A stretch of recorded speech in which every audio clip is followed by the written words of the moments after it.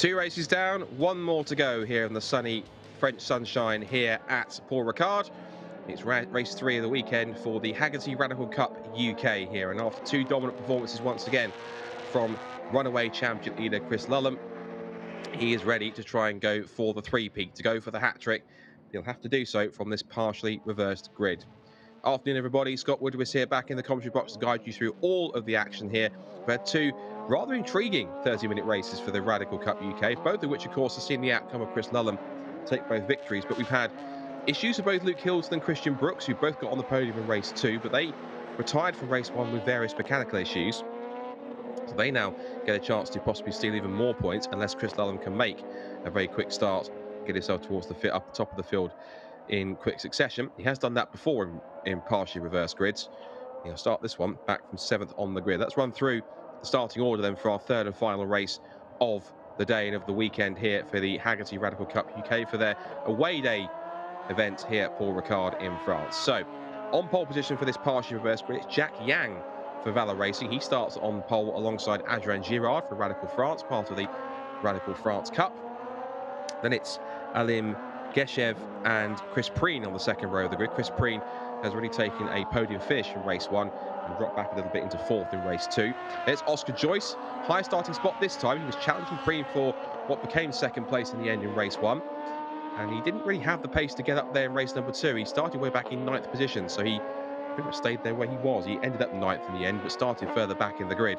Can he make any more foot progress on the third race? He's got Christian Brooks, who was on course for second place in race 1, retired at the top of the Mistral straight in the closing stages, then charged his way through from what was effectively the back of the grid in 13th all the way to 3rd. So a really strong drive from Christian to get his Valor Racing car up towards the front.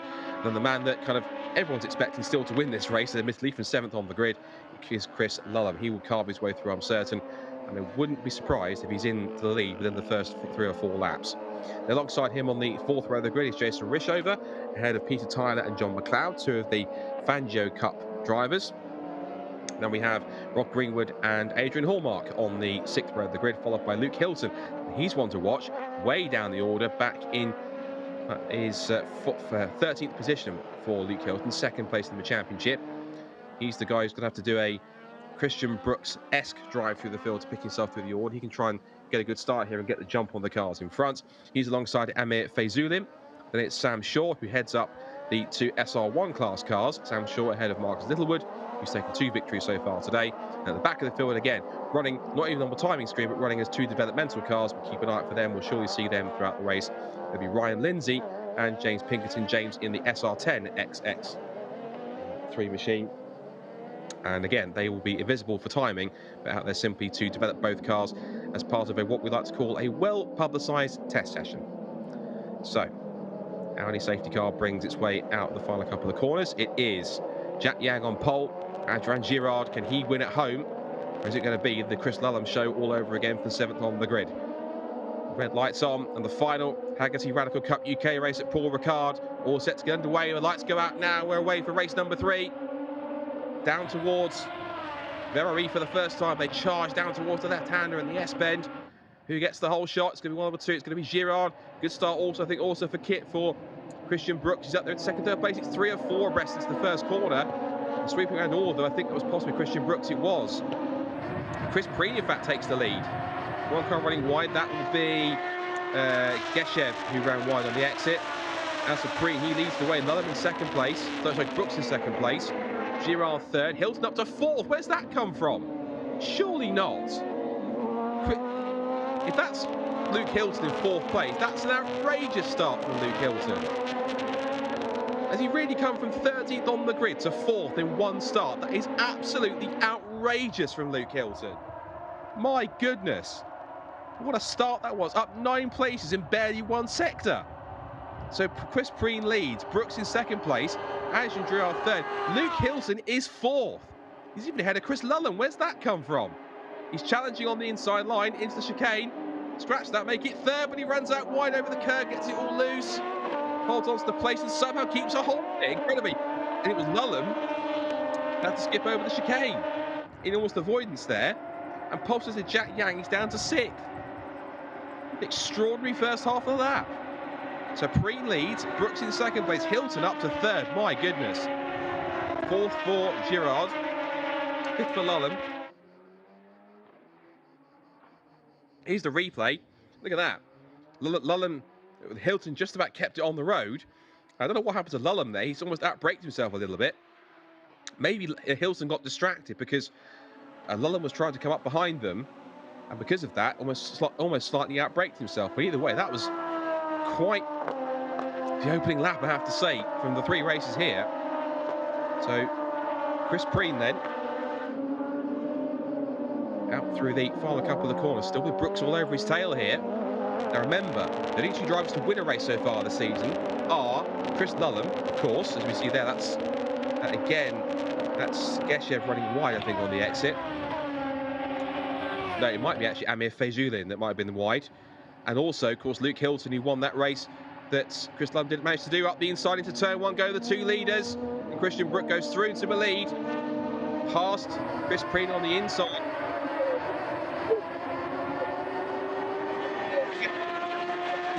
Across the hotel, Luke Hilton's got his tail up here. And the one intriguing thing is here, Chris Lulham is not making the progress I thought he would. He's up to fifth, yes, up 2 places, but as mentioned, even Luke Hilton beat him off the line.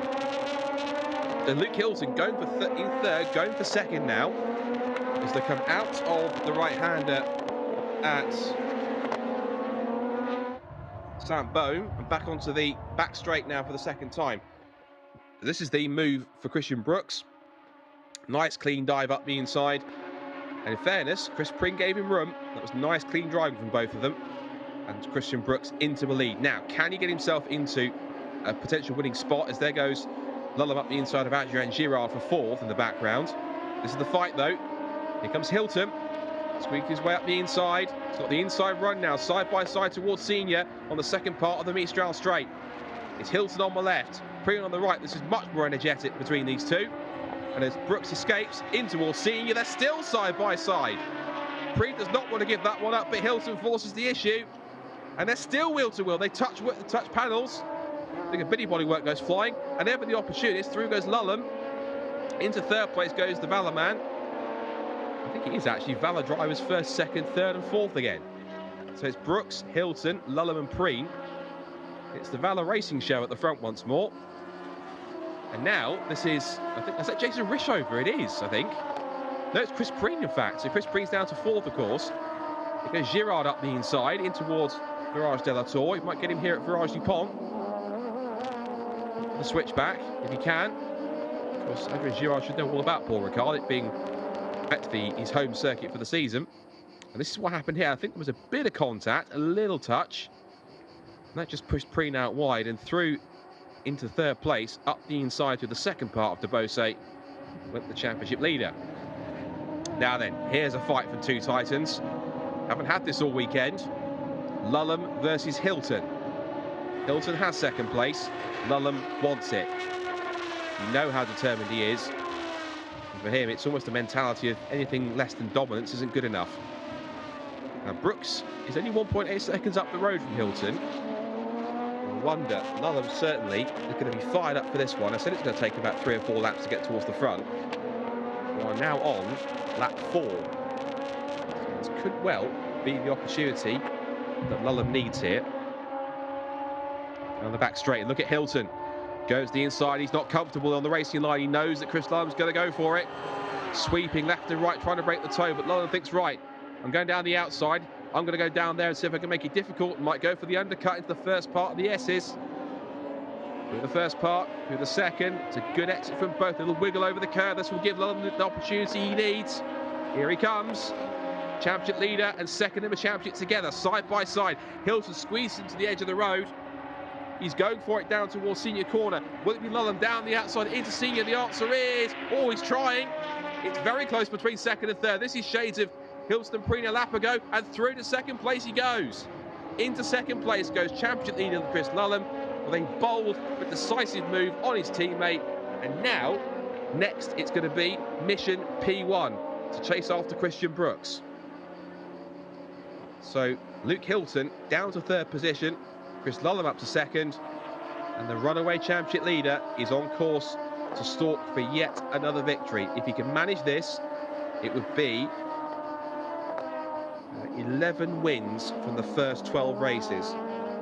And what a charge it will have been throughout the season. He continues on as he pushes on. Now, Luke Hilton's been given I can see on the timing board at the top of the gantry, a black and white flag warning that must be for track limits. So probably running over the curbs one too many times gives him the proverbial slap on the wrist. So Brooks, now Lulham, then Hilton, followed by Preen. Girard in 5th position, Rishover in 6th now. Pole sitter Jack Yang is back to 7th. That's McLeod 8th, Oscar Joyce in 9th place. Again, not making the progress I thought he would. And considering he started in 5th position for this race, back down to 9th again. So whatever pace he had in race 1 this morning, just hasn't really been there. This is how the move was set up. So you saw there that Lulham went to the outside to try and fake it a little bit. He did. Hilton got over the curbs. The run off the corner of the slipstream, darted out to driver's left. Hilton squeezed him, but not so much that he was off the road, and so therefore Lulham through. We look at this first sector already, and the fact he's now 4/10 quicker than Brooks in that first sector, and it's also the fastest first sector of anyone else as well, should tell you everything. Into the chicane now for the 5th time. There is Girard. He's sandwiched between Chris Preen in 4th and Jason Rishover in P6. Towards senior. Brooks, Lulham, Hilton. And the fight for 4th between Preen, Girard, Rishover. Should be Yang, I think they're in 7th place. It is. And it's no, but that might actually be Geshev, who is quite far down the order anyway. So I think he's possibly a lap down, so he's not showing as being on the timing screen properly. I'm sure that's Jet Geshev's car, because his car's definitely all black as far as I remember. Quick check-in with the SR1s. Marcus Littlewood leads, but only just, because across, looking at the gap they could be practically wheel to wheel, because the gap is less than 1/10 of a second. Maybe that's worth watching, because those two are practically glued together at this point in time on the timing screen. They're very close together at this point. Gap is now 3/10, so it was pretty close between them, but Marcus Littlewood has held on ahead of Sam Shaw. There goes Jack Yang, over McLeod, Joyce, Peter Tyler, Fazulin. What about the gap between the top two? Well, it's a new fastest lap of the race, in fact, from Chris Lulham. 2:10.480 for the championship leader. He's a full, 6/10 of a second quicker off that lap. It was 1.8 seconds. Now it's down to a second between the two of them. This is typical Chris Lulham pace. Just absolutely try and dominate from start to finish. He had to work his way through the pack the hard way. But Chris Lulham continuing to push on, make the most of his pace advantage. He's got it down to 0.8 of a second. He is now starting to feel the effect of the toe, being pulled along now by Christian Brooks. There is the SR10 XXR machine, which has at the wheel of it James Pinkerton. The other development car also in the mix there is Ryan Lindsay in car 33, but again, they're not here to score points or even be timed. They're simply just here as part of the grid to be developed in a race environment. So, as I mentioned, the phrase I like to use is, this is for them very much a well-publicised test session, these 3 races. And they will freely come in and out of the pit lane and simply just picking some data, and that's the key thing. They're not here to get in the way of the other cars. If faster cars come through, or if they have a clear pace advantage, the other drivers know to let them through and let them go, because they're not fighting them, they're not racing them. They're simply just there to learn, develop, and to help Radical simply continue to progress and develop these cars in a proper race environment, because I've mentioned a few times, there's only so much that testing can tell you pounding around solo on a racetrack lap after that. In a race situation, it can help you learn a lot more on the go and learn much more, much quicker. Speaking of much quicker, Chris Lulham proving he has got the pace here to catch up right onto the tail of Christian Brooks. And again, on this lap time, he's a full 0.6 quicker in the first sector. He was a fraction quicker by about 0.5 in the second sector, and another 0.2 better in sector 3. So he's about roughly another 0.8 quicker on this lap. And now, as you'd expect, he is right on the gearbox almost of Christian Brooks. It's only taken what's that, about 12 minutes? Not even that, 11.5 minutes. Impressive stuff from Chris. You cannot keep a good driver down. Now, they're both in the same team, but they're battling for position, so I think the question I have to ask is, how easy or difficult does Christian Brooks make it? Naturally, if he's racing purely for position, he's going to make it as hard as he can. But this is Chris Lullen we're talking about. He will find a way through anyway, and you can see Christian Brooks trying to break the toe. But Lullen has got the speed here. Hilton watching on in third. He's got a grandstand seat here. And Lullen might try and set up Brooks as he did Hilton a couple of laps ago. Carries a lot of speed in. A bit more speed to the first apex. Nice and tidy on the second. He's not in a position to pass just yet, I don't think. No. Nothing just yet here. Chris Lullen, of course, prominent sim racer, part of Team Redline, which features, of course, three-time F1 World Champion Max Verstappen. I'm sure lots of things he'll have learnt both in the sim world. He's also carrying over into the real world too. Tries to run through the first part of Debose there for Lullen. Brooks looked like he was about to run out a little bit wide, but he's held onto that place neatly. Rest of the field is Luke Hilton in third place. Chris Preen holds on to fourth. Adrian Girard fifth. Marishover, Yang, McLeod, Joyce and Tyler. That's the top 10. Still Littlewood from Shaw in the SR1 ranks. As Lullen goes on the attack here. Will he go up the inside in towards Virage Dupont? He'll think about it. No, it takes the widest sweep into the first part of the corner. He'll look for the undercut. He's as close as he's ever been. Hilton's not too far away either. Looking at his last lap time. He did a 2:11.3. His last lap is 2:10.8. He's coming back at these two. I imagine this must be because Lullen is almost running at Brooks' pace here, not able to get through. And the harder these two fight each other, the easier it is for Hilton to get back into this. Oh, and over the chicane goes Brooks. So under pressure there was Brooks there. You actually overshot the first part of the chicane and the S's onto the runoff area, and that certainly would have put Chris Lullen's tail up. He'll know that he's under pressure now, and he's prone to mistakes. And again, he's not comfortable on the racing line. Has to go very tight and defensive. Lullen is as close as he's ever been. A little wide over the curb from Brooks again. Hilton continues to try and press on and keep up with these two. Now onto the back straight. Is this the moment? Is this the chance? And again, look at that. Straight away defensive. One way, then the other. Brooks desperately trying to break the toe. But here comes Chris Lullen. He wants win number 11 out of 12 this season. He's going to do it, whether it's by clever racecraft or by pure brute force. Either way, he's poised and he's ready. More together there from Brooks through the chicane. We've talked about this all weekend, particularly not just in this championship, but other formulas as well. Some drivers will set their car up for more straight line speed. Others will set theirs up to be better in the more technical, twistier and faster sections of the course and the fast high-speed corners. You hear at Debose, he's looking at the inside line, but again, Brooks saw that coming. He hasn't seen that coming though. Up the inside goes Chris Lullen. They're side by side in the exit, the second part of Debose. Now the inside line will try and hold on, but round the outside goes Chris Lullen.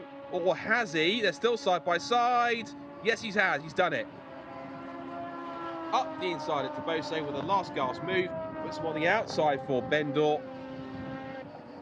And then up into the lead goes Chris Lullen. It was only a matter of time, surely. It was when rather than if, but it was a valiant defence nonetheless from Christian Brooks. So, now the question is, does Lullen pull away or does Brooks retaliate here? He's close. And Lullen, for the first time in a while, is defending. He's going left and right, trying to break the toe. But Brooks is in there now. But how much will Lullen pull away here with any pace advantage? You can see, even look, through the first part of the S's, he's pulled a car length or two already. Here's the replay. So that was Brooks running wide. When did that happen? Oh, that must have been a quick... that's happened just now, I think. That wasn't a replay. I was confused there because I saw the replay graphic come up and thought that was a replay of a lap before, but that was simply him running wide. Right, this is the move we were looking for. So again, Lullen surprises Brooks up the inside. He left him enough of a gap, pulled up alongside him on the run towards Bondor, and just simply held it round the outside, and Brooks had no answer for him. So Chris Lullen into the lead, and currently, with still 13.5 minutes plus 1 lap to go, Looks as though he's setting a course for his 11th win of the season from 12 races. Into the chicane, and already he has pulled a second gap since making the move. Now the next question could be, Luke Hilton, does he factor back into this now? Because Christian Brooks and himself, the gap between them is only 1.2 seconds. Top three together. Lulham, Brooks, there's Hilton. And behind them there's a good battle going on for 4th and 5th position between Preen and Rishover, and I think also Girard and Yang are in there too. Yeah, there they go. But no, that's not Girard. I think that's Geshev. I'm certain it is, because he's showing us 6 laps down. I'm certain that's him way down the order, so it's definitely him that's in the mix there too. As for the leaders, Christian Brooks might be waving goodbye to Chris Lulham because he is quickly establishing a gap here. And at the end of this lap, the first complete lap of Chris Fulham in the lead, as we get some track limit warnings for cars 14 and 16. And that is going to be for John McLeod and for Shaw as well. Also, I think car 23 is getting a warning too.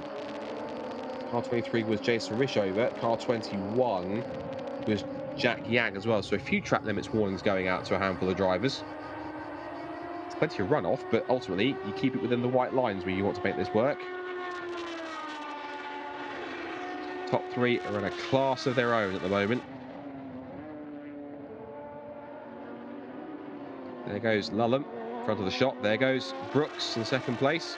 So the Valor 1, 2, 3, 4. Further back, that there is the fight between McLeod and Tyler. That's going to be for second place in Fangio class, because Chris Preen is by far and away the leader in that category.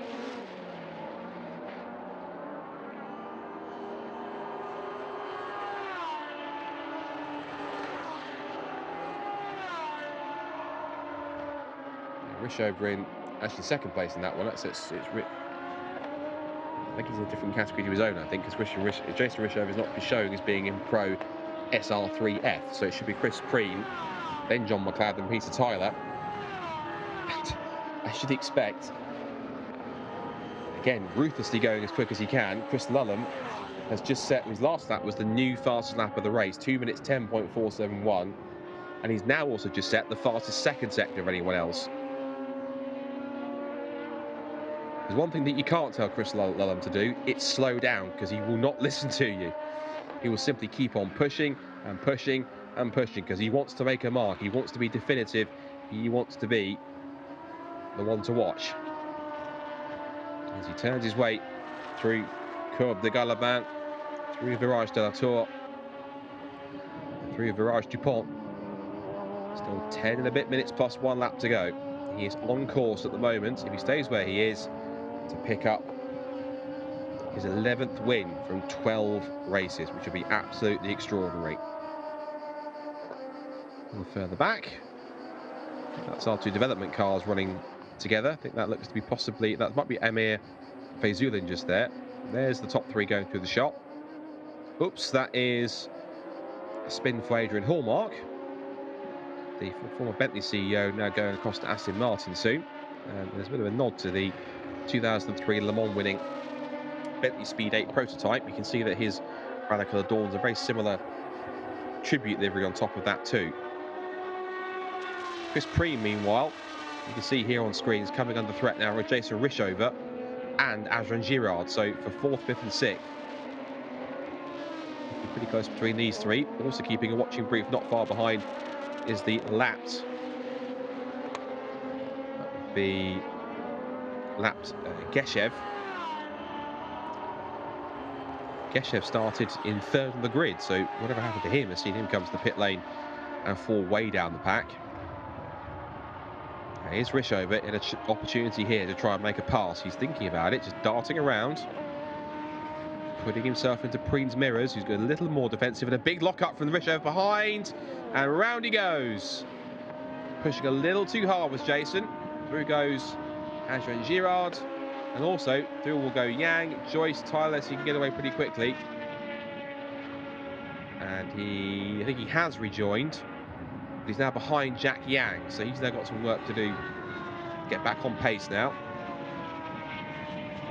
So he's now lost 2 places, down to 6th, and immediately on the tail of Jack Yang to try and reclaim at least 1 to get back in. No, in fact, no, he hasn't. Forgive me, he hasn't. So Jason Risch over that red car behind him was Oscar Joyce. Forgive me.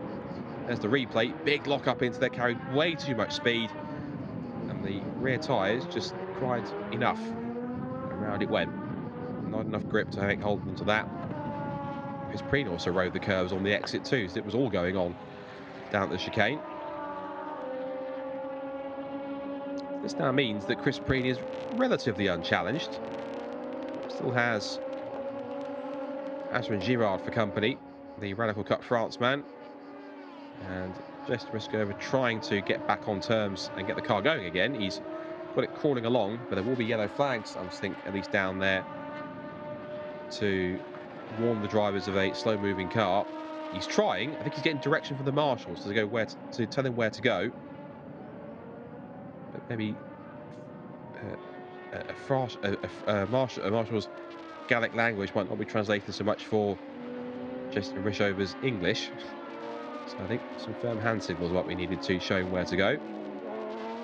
Appropriate, of course, not inappropriate as you might think. 7 minutes to go. 4.2 seconds now, the lead for Chris Lulham. As Jason Rishover gets the push to move that car out of the way. Big thanks to all the marshals, volunteers, officials, and everyone that's given up their time to be a part of the meeting and make it run as smooth as possible. As Luke Hilton makes a massive thump of the curb on the exit of the chicane. Careful he doesn't do that too many more times, or he might start damaging the underside, and that will certainly be affecting grip levels.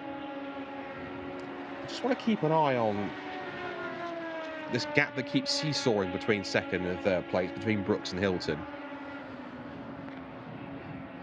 Because the gap stayed relatively okay, well, he was quicker in the 1st sector by 0.4. He's then gone fractionally slower in sector 2.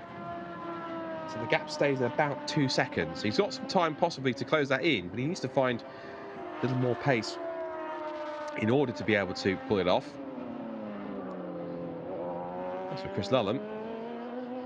Not much more you can say, really, other than he's just utterly dominating the field once more. There you go, 2nd and 3rd, Brooks and Hilton together. That's now 11 laps completed in the books. 4.9 seconds is the gap. And he pulled at least another half a second over the 2 cars behind.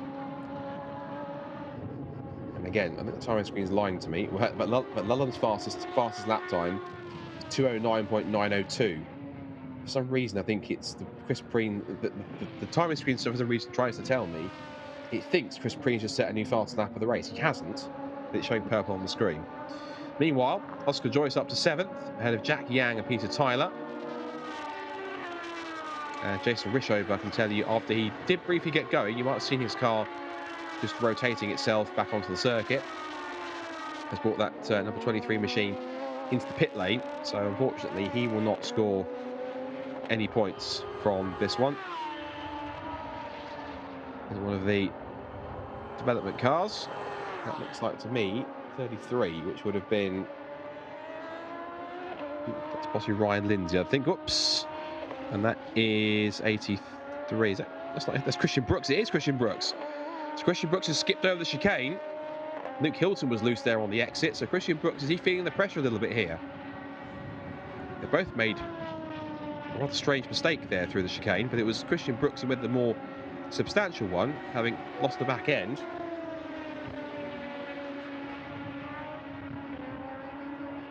Looking further back, there is, that's Preen, Girard, there's the several laps down. Geshev, who, that's interesting. Now Geshev's back up to 6th position. So I wondered, was he having some transponder problems? Because he's had some laps reinstalled and he's now back up to 6th position in the order. So I think he's had a transponder problem, which has now been fixed by the timing system. and is now actually showing him where he actually is. So I thought for a second, I'm certain he was in the mix towards the front. I didn't see him have a problem or drop back. So that looks as though whatever the issue was with the timing system and his transponder has sorted itself out. They've managed to fix the problem. No problems for this man, though.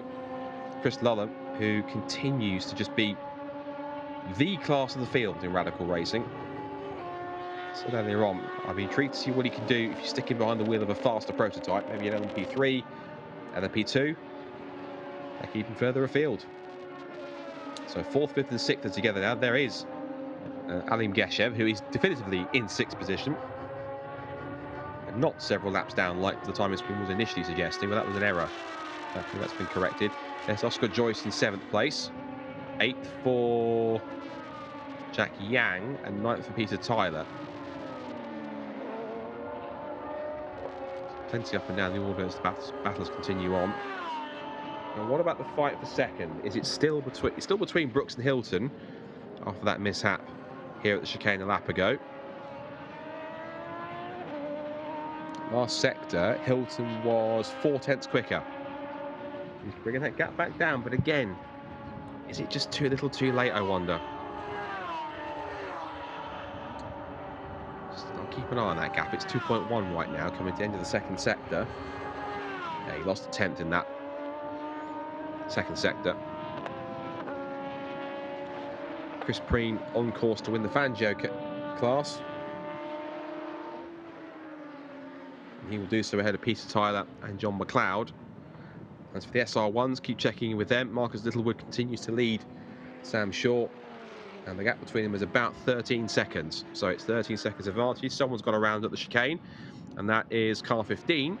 That is Amir Feyzulin, who's had an up and down weekend, particularly disqualified from race 1 for failing to respect a drive-through penalty he was given. Onto the pit straight for the penultimate time comes Chris Lullum.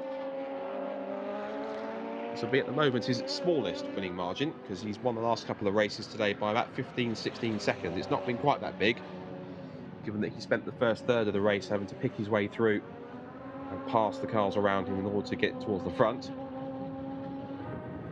It's quite a fun away day fun weekend away for Radical Cup. Of course, as I mentioned, who's in the name, he's primarily a UK-based championship.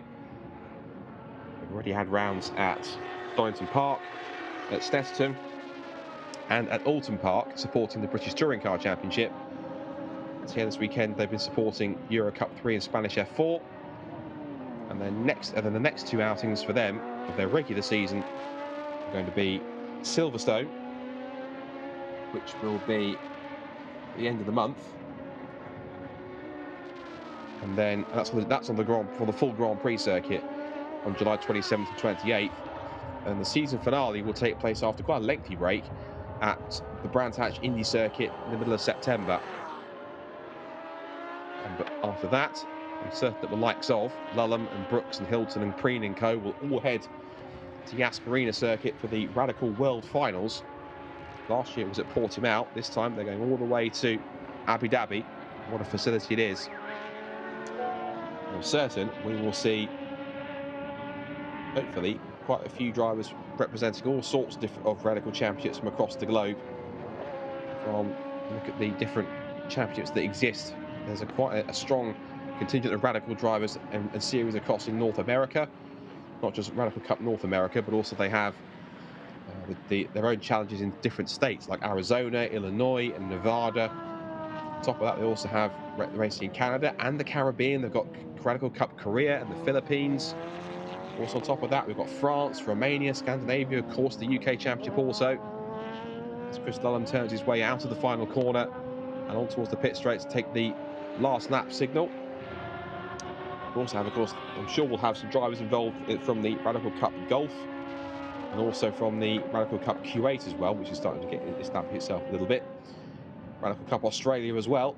So lots of different championships that exist and lots of dealerships that exist throughout the world too. Radical is one of those continuously growing forces in the world of high performance track cars and in world motorsport, particularly single make manufacturer series. And it's drivers like Chris Lullum who are using these cars to full effect to showcase their abilities. Radical have always said that their cars are as user-friendly as possible, whether you're a young novice who's just come out of karting or junior circuit racing, or an experienced hand who've been racing in these championships for 5, 8, 10, even 14 years in the case of John McLeod. Many say that there are cars like the Radical which are one of those cars that just are like no other. They are like the originators of the concept of a small little open sports prototype. It gives people the ambition and the dream, or the kind of the sensation of driving a Le Mans prototype for a fraction of the cost. They make a great noise, they look fantastic, and the Radical has certainly been a concept and a design that has sprouted many different variants, of course, lots of open top cars, close top things with the RXC on top of that as well. So we even had the Radical, which has turned itself into a Le Mans prototype at one point. I think it was an LMP2 mainly, rather than LMP1. So Radical has stretched far and wide, and looking forward to seeing how the rest of the season plays out. But for this man, again, I haven't got any more superlatives because there's nothing else to say about him other than he is simply just utterly, utterly dominant. Talk about Max Verstappen dominating F1. This man is literally, in some cases, ironically, the Max Verstappen of the Radical Cup UK. He comes out of the final corner. It's another clean sweep for Chris Lullum. He now goes 11 for 12 in Radical Cup UK. He completes a fantastic French weekend at Paul Ricard. All 3 victories. Race 3 is complete.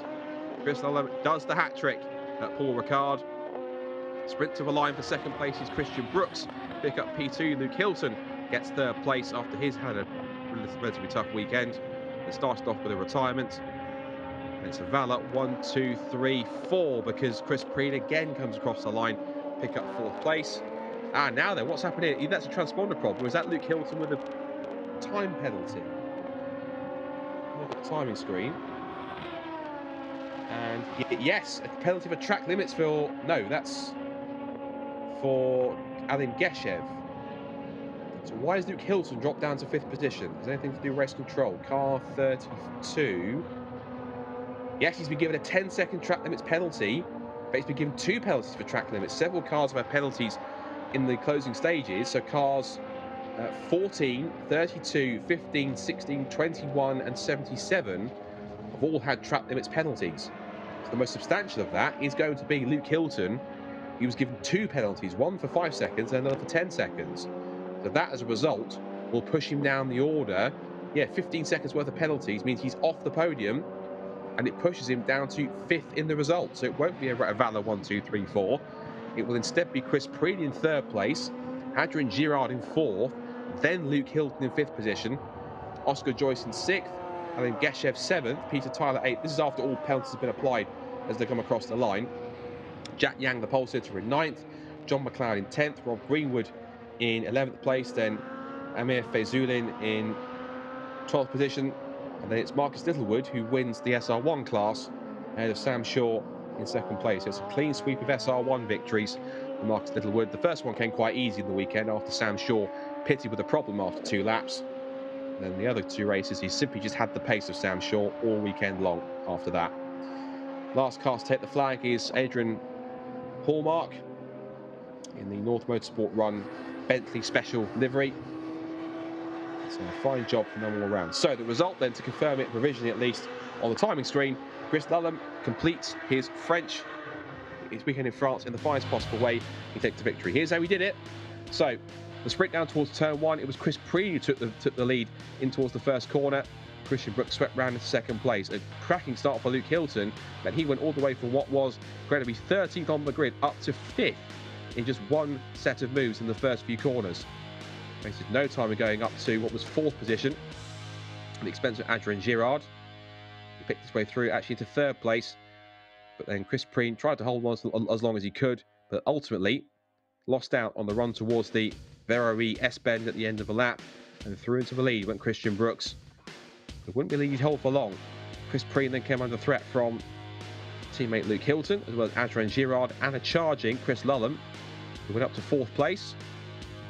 And Hilton kept on applying the pressure and went wheel to wheel with Preen all the way through senior corner, up the inside, And he also opened the door for Chris Lullum to keep on pushing on. Then the fight for second was on between the top two in the championship, their first proper battle in a while. And Hilton did everything he could to hold on to the place. Eventually, despite his stringent defence of the championship leader and his essentially main rival and teammate in the series, held on as much as he could. We'll go back to the rest of the highlights in a second, but there is again a rather cool, calm and collected Chris Lullum. He's pretty satisfied with that, I think, but he doesn't show much emotion. He's very much kind of get the job done and then look forward to the next race. He doesn't show too much in terms of victories. It's almost as if victories just come naturally to him, which they do in many cases, but not showing too much emotion and simply just keeping nice and composed to himself. Little handshake. He's quite an intriguing character, is Chris Lullum. Very quiet and keeps to himself. When he's on the track, he is an absolute monster. And even I've heard other commentators on some of the BTCC coverage when these guys are racing there saying that he's just relentless. He just keeps on pounding in fast lap after fast lap and keeps on wanting to dominate races. His biggest winning margin all season was at Stetson in the third race in the wet.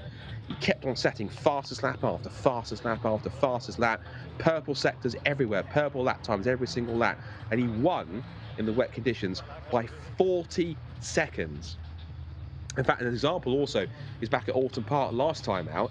His smallest winning margin, I stress smallest, was 29 seconds. The other two races, he won by 31 seconds.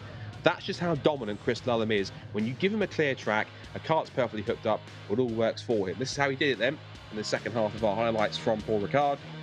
So into the third race, there was a mistake here for Christian Brooks that saw him as being on the ropes, and Lullum knew he had him then. Heading through the first few corners, and again, still pushing on to try and get past. It was down towards into the second part of the Bosa where he saw the opportunity, went diving up the inside, and Brooks simply had no choice but to capitulate. And then with a classy outside move on the outside line through Virage de Bondor, the move was done. It was bye-bye Chris Lullum at the front of the field. He starts to pull away as trying to get into the mix. A battle also briefly raged between Preen, Rishover and Adrian Girard until this happened, and a spin from Jason Rishover took him out of contention, forced him to the pits. As for Luke Hilton, Chris Lullum, he continued on. Mistakes in there for both Christian Brooks and for Luke Hilton. And once again, there was no stopping this man. And once again, enjoying a perfect weekend in the sunshine at Paul Ricard. He retained his championship lead, grew it even more with double points in all three races. And it was a perfect hat-trick for Chris Lullum. Victory in race 3. He remains the dominant championship leader.